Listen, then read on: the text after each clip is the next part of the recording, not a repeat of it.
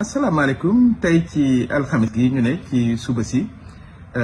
dama def vidéo bi pour vraiment wax suma solidarité ak président wu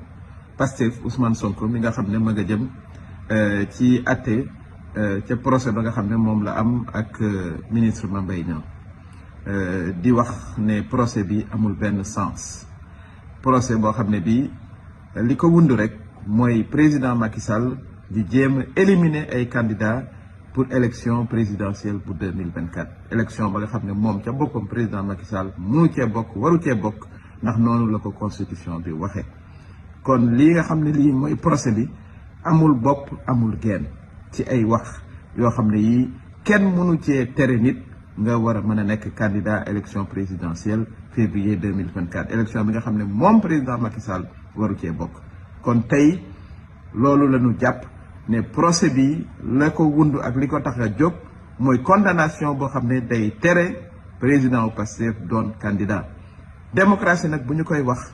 mooy képp koo xam ne remplir nga conditions yi ci ak ci parrainage ak ci caution war ngaa mën a nekk candidat. waaye nii nga xam ne moom la ko président Macky Sall jógale mooy képp koo xam ne kii rek mën nga koo tere mu doonaat président ci février 2024 dana la fexeel génne la ci élection bi bu ko defee moom mu dal di def li nga xam ne constitution bi mayu ko mooy doon candidat moom kenn.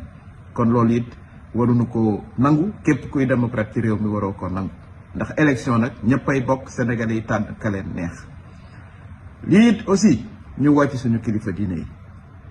suñu kilifa diine yi ñu ngi leen ci woo këru diine yëpp ñu ngi leen ci woo ñu wax ak président Macky Sall pour vraiment mu delloo si xelam. bàyyi nit ñi ñu dem ci ay élection ni ñu ko bàyyee woon moom mu dem ci ay élection 2012 bu ko defee Sénégalais yi tànn ki nga xam ne moom la ñu bëgg a fal.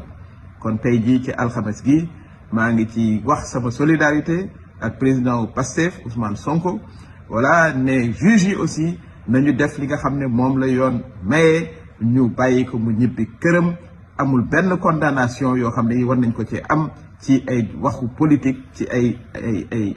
jogante politique. loolu daal mooy li nga xam ne bëggoon naa ko wax tey ci suba si ci alxames gi voilà di exprimer sama solidarité Ousmane Sonko di wax aussi kilifa diine yi nañu wax ak président Macky Sall lii yëpp mu teg ko ci suuf ndax tension bi tey ci suba xale yi jàngiwuñu policiers yaa ngi ci mbedd mi ñoom it ñu xam ne policier wu askan wi lañu. waaw nañu gën a protéger askan wi loolu la ñuy xaar ci ñoom sunu kilifa diine yi ñu yëkkati seen kàddu te ñam mu gën a gaawee wax ak président Macky Sall mu teg lépp ci suuf Sénégal delluwaat ci jàmm ndax tension bi bëri nañ tey ci suba kenn liggéeyiwul kenn jàngiwul fii ci Ndakaaru en tout cas bu ko defee ñoom ñu wax ak moom mu teg lépp ci suuf bu février jotee mu organiser ay élection moom waru cee bokk bu ko defee Sénégalais yi tànn ci leen neex. voilà loolu daal moom doon message bi nga xam ne bëggoon naa ko wax tey jii ci alxames gi 16 mars 2023 jërëjëf.